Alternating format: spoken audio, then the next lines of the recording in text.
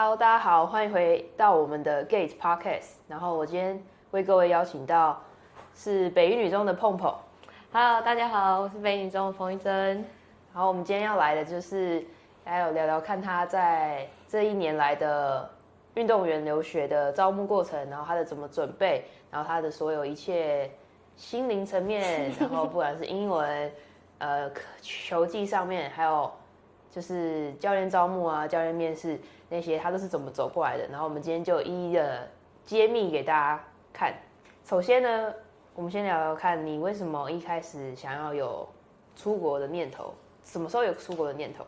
在高一要升高二的暑假的时候，然后那时候是因为小姐就是练完球的时候，突然问我们说，就是有没有人想要出国的这个想法这样，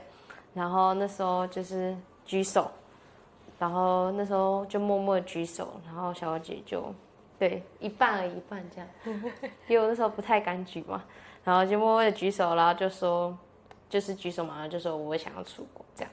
然后他那时候就问说就是想要去哪里这样，然后我就说去日本。你当下你们举手的时候只有谁？有很多人举手吗？我跟嘉珊而已。哎呦，那时候只有我跟嘉珊就对他在准备，他已经在准备，对他已经确定。那你也很有勇气耶。对，所以我那时候算对一半也算是有勇气啦。对啊，不知道该说你傻还是有勇气。好，那。当时我记得你是想去日本嘛，可是那误打误撞开始准备美国，还是其实你当时就是觉得反正都去哪都好，只要出国挑战都是 OK 的。对，就是觉得说可以出国去就是打球，就是一个很好的选择了，就是不管去哪里都我觉得对都可以。为什么没有想留在台湾？就是觉得在台湾就是感觉。发展空间没有那么大，对，然后会觉得说，就是对，会觉得就反正就自己想出国，感觉出国看看也好，就是在台湾你看不到，可能出国你可以看到更多更广这样。你想看到什么？看到自己的极限在哪里，然后看到自己就是在美国打球的差异跟在台湾打球的差异在哪里这样。酷哦，我好像一直都没有问你这个问题。没有，这第一次问过，对啊，没想到你有在想这些事，对。那当时你说想出国看你自己的极限在哪，那你也会想要就是打职业篮球吗？你有想过吗？没有想过这件事，就是想要打职业篮球这件事，因为我觉得是还早的事，我想要先专注把现在想要的东西做好，然后再做好之后再想。更远的地方，这样就是在想要不要继续往上打这件事。OK， 4月你来找我们，然后我们开始创了群组，然后终于正式要开始你的申请的之路的时候，跟各位讲啊，他当下非常的，你说一下你当下在干嘛？去哪里玩？我那时候去学姐家南投玩，对，那时候是去南投玩的路上，然后。那时候我是先跟 friend 聊天嘛，然后那时候是 friend， 然后来找我这样打招呼，他传讯息打招呼，然后我也跟他打招呼，然后说我是谁，怎么样，然后才加到那群组之后，然后对，就才觉得开始了这条路开始，对啊，但一刚开始呢，玉珍是一个，我想说他在打球的时候好像蛮积极，然后蛮认真努力的。不知道为什么我在跟这个小朋友接触的时候，态度消极，回讯息慢，读英文也没在每天读。你跟大家讲一下当时是发生什么事？就是自己会觉得就只是说说而已，想想而已，但只要接触之后又很消极，然后是因为就是可能觉得时间还长，我现在才。高2要升高3的暑假而已，就觉得还有1年的时间准备这样，所以就很消极的在读书，然后回讯息，然后就觉得什么事都可以慢慢来。我英文程度超级差，就是听也听不懂啊，读也读不明白，然后什么都乱读，然后单字也是背那种自己会的，然后很难的，然后看到单词很长，然后就不背这样，就不背还挑，就只挑短的背这样。一开始你刚开始准备的时候，英文啦，应该就是你碰到的最大的困难。你跟大家分享一下，你当时开始要念英文，甚至你知道要开始念英文这个事情的时候，你是有做了什么心理准备吗？然后你找了什么就是帮忙来帮助你？那时候就是跟自己说，就是既然接触了，然后决定了，就是要很认真的去念这样，然后很认真念哦，然后开始就是可能有在积极找老师，就是对积极找老师，然后主动自己背单字啊，因为那时候刚接触若琳姐嘛，然后他就问我说有没有在背单字这样，我就说有，然后他就说背什么单字，我就拍那一本我在背 A 到自己的单字，他就说一天背30个这样哦。刚开始很认真哦，然后到后面就可能有点消极的这样，然后那时候背的时候就是蛮挫折的，因为我今天背30个，然后明天要再背30个，结果我昨天30个就忘记了，然后对，所以每天都要一直背，所以这样叠加就要背60个，然后又要再90个，然后心里就好受伤，为什么我背都背不起来？这样，为什么我记得单字，但我不记得中文？记得中文怎么不知道怎么念？这样，对，就是很挫折这样。对啊，我记得他当时在准备英文的时候，每次我打电话问他说：“哎，有没有读书？”他就有，很有气无力这样。然后我说：“哦，呀，那背了几个单字？”然后你可能就说：“哦，我昨天背30个，可是今天就忘了30个。”反正我那时候听起来你的无力啊，可是准备过程就是这样子嘛。可是还有另外一件事情阻挡你的积极，就是你当时没有跟你的爸妈沟通过，其实你想出国这个念头，然后就导致于你觉得还没有跟他们讲过，然后可能没有跟他们讲这件事情就不算太认真，所以就没有到那么义无反顾的去准备这件事情。你要不要聊一下当时是为什么没有跟爸妈讲？一开始还不确定的时候，就是也不敢讲，然后直到加入群组，我还是不敢讲，因为就是怕被爸妈拒绝，然后又怕他们会担心说，就是我出门在外一个人，然后人生地不熟，然后又不会讲英文，我英文又这么差，然后我就不敢跟他们讲这件事，就是一直到即使我开始就是有跟他们讲之后，但是他们可能会觉得我有点开玩笑这样。然后其实我在上课那些我也没跟他们说，这样对，一切都很保密耶。对我就偷偷来呢。对我就都偷偷的这样，然后我也没有多讲什么，就是自己做，然后自己读这样，然后都没跟他们提到，一直到后来大概11月的时候，那时候玉珍就是还是有时候读，有时候没读，有时候认真，有时候不知道消失到哪里去。然后我跟 friend 那时候就有点觉得这样子不行，因为其实，在招募过程中，我们2个也会观察一个小朋友他的积极的程度，跟他想要去出国的一个动机到底高不高。所以我们那时候观察玉珍，觉得这小朋友不知道在搞什么鬼，就是没有到那么的认真。然后也觉得说这样子好像应该要来讨论一下，所以我们就找了他的教练小二姐，我们3个人就讨论一下说这件事情要怎么解决。因为如果说出国意愿不高，我觉得并不需要浪费彼此的时间，对吧？你也需要好好的准备 HBL， 那我们这边也要照顾其他选手。那时候我就觉得说不行，我觉得这件事情要讨论一下，不然我们会不知道怎么继续帮你。所以那时候我们3个就讨论，那再来就我记得小欧姐应该有找你开个会，然后我好像听说你好像有爱哭嘛，开始哭嘛，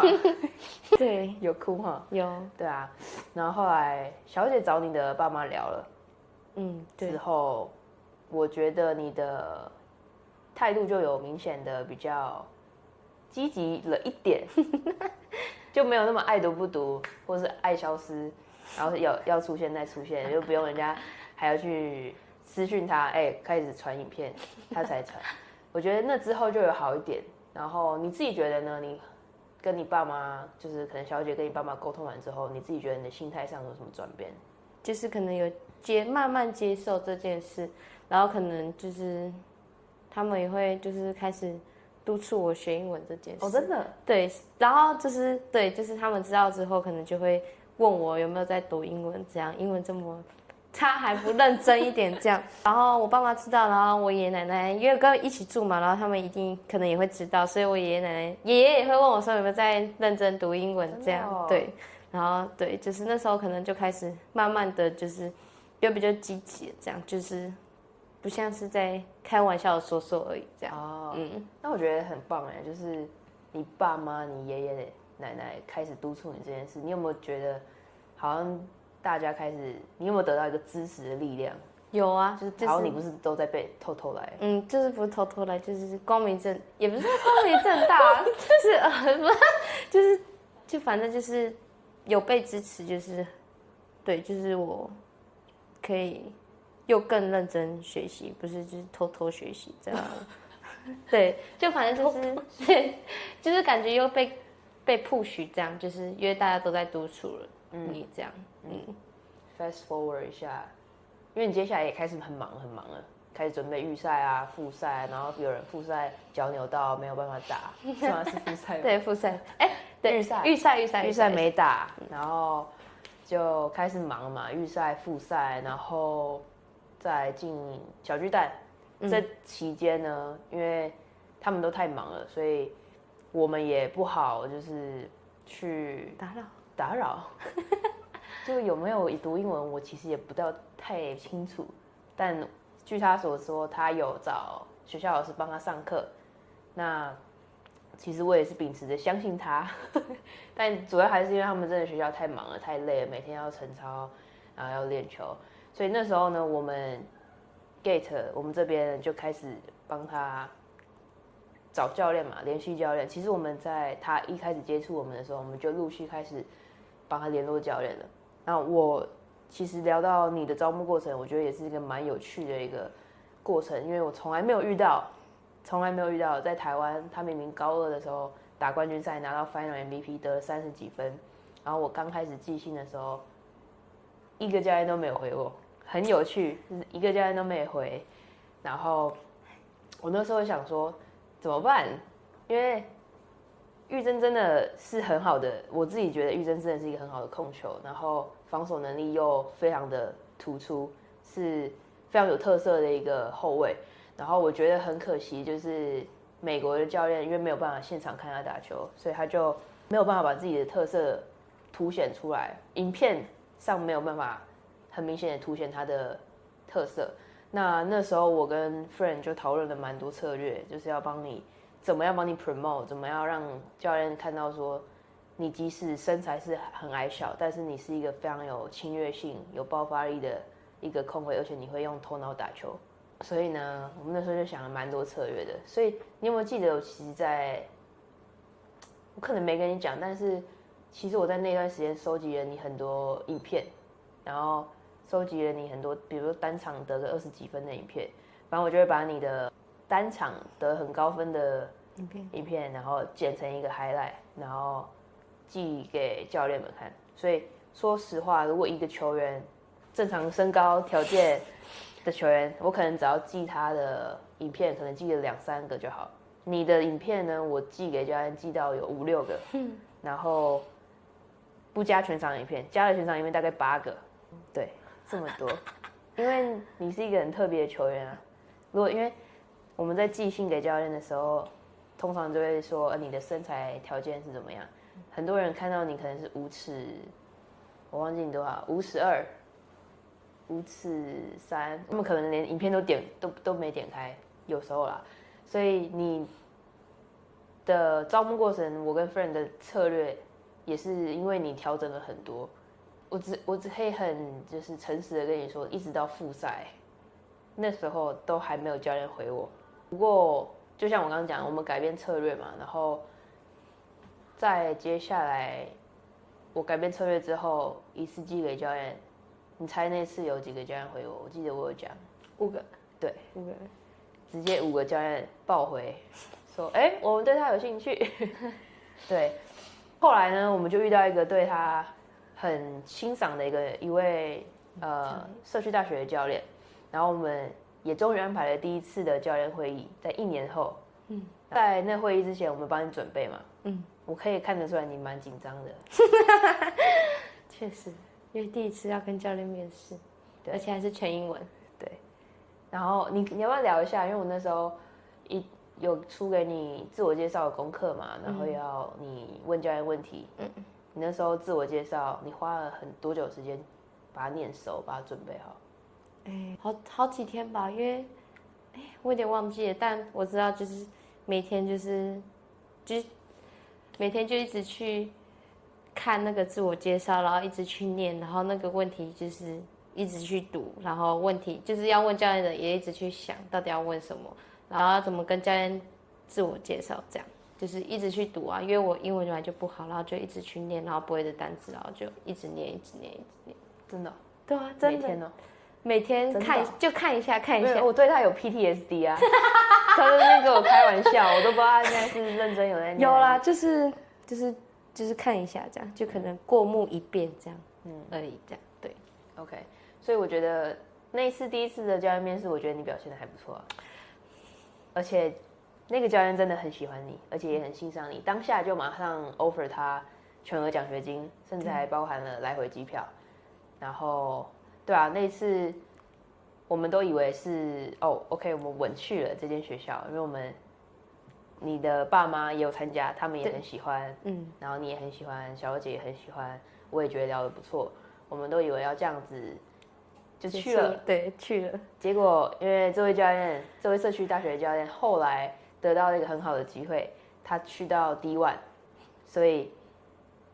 这就要回到玉珍。为什么没有办法直接去 D1 呢？就是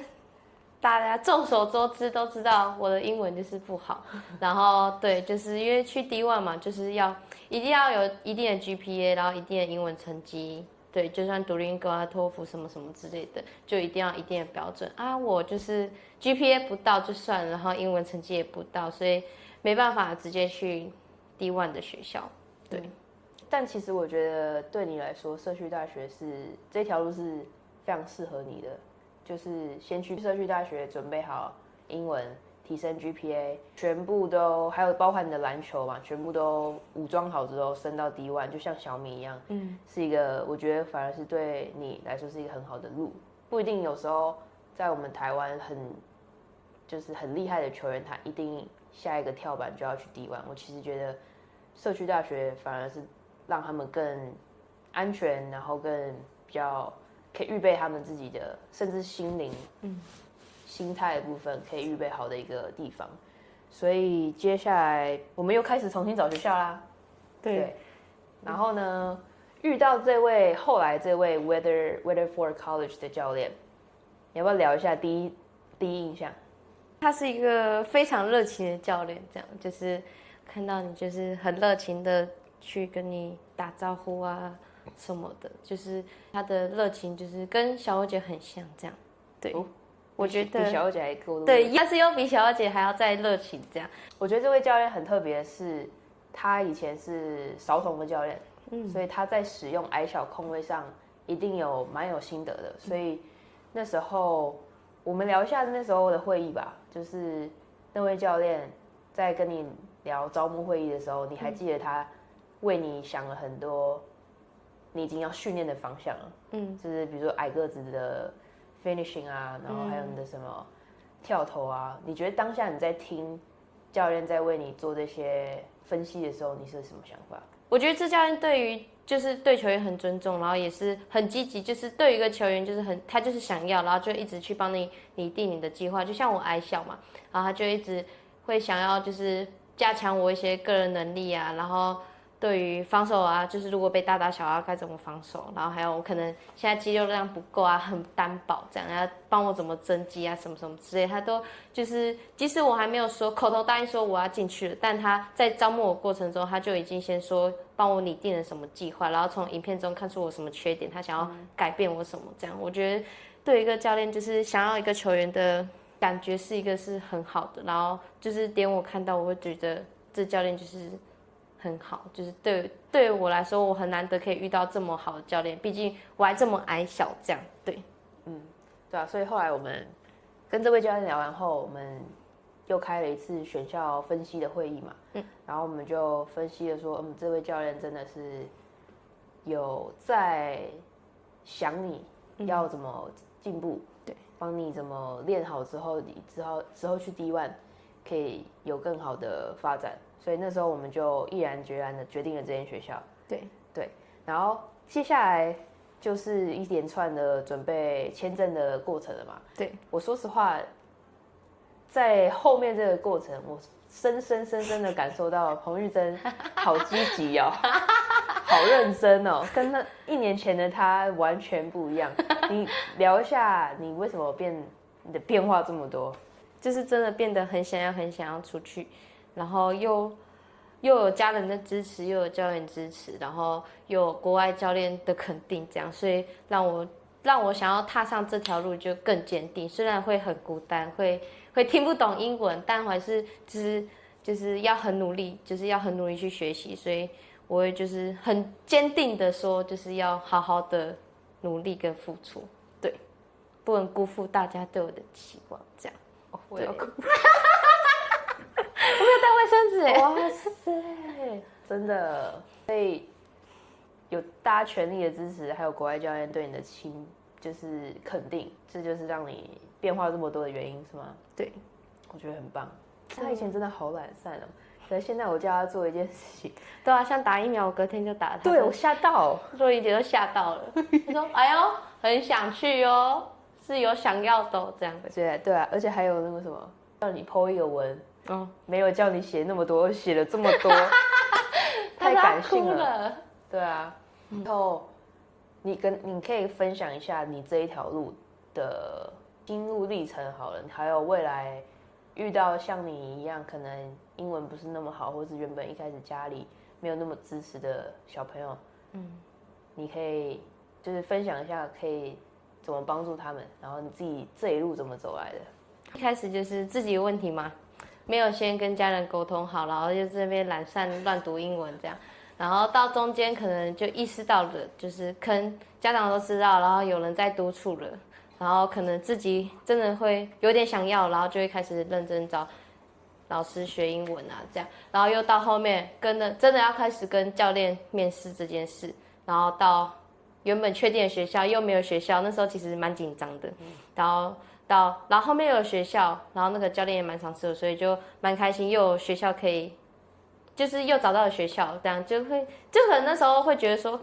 不会我就是可能前面的努力有点要白费吧，虽然没有很努力，但还是会有点伤心这样，但那时候就是可能就是后面又找到第2间学校的时候，就其实就是有在更认真，因为这次机会来了，对，就是给你了，然后就是要好好的抓住这样。想要出国的人，就是要先好好读英文，就是不管你现在几年级，就要开始努力的读英文。你不要想说你还有多久，你现在高1，你不要想说你还有3年。如果你还有3年，那请 GPA 一定要顾好哦，英文要读好哦，这样你可能可以有非常多的选项这样。但如果英文不好，现在如果高2的话，那也没关系，那你就把英文读好这样。然后就是出门在外嘛。不要怕，虽然说我现在还是可能会有点紧张，因为怕我的教练太热情，我会害怕这样。没有啊，就是对啊，国外人都很热情，这样就是怕会不习惯，然后我有语言不通嘛，我怕我讲的跟他们讲的他听不懂，这样。反正就是如果决定好要出国，会有这个想法的话，就开始行动，不要把这个想法就是只是想想而已，就是你可以实际行动，然后让这个变成真的想法。就是可以真的去实践它，我觉得是一个很有趣的事情。对，就像我现在这样。对，现在是6月26，玉珍在7月8号要出发，一切都来得非常快，真的。对，然后我觉得可以在后面再补充到，就是他刚刚讲到英文这件事情，因为其实玉珍虽然矮小，但他的能力大家也有目共睹，他是真的很有实力的一个控球。那在帮他找学校的过程中，其实后来也找到蛮多间的，只是真的是因为英文 GPA 的关系，让他没有办法直接去到D1的学校，或者是有更多的社区大学的 offer。所以其实如果不管他的英文的话，他其实至少应该有3到6间的学校的 offer， 或是学校的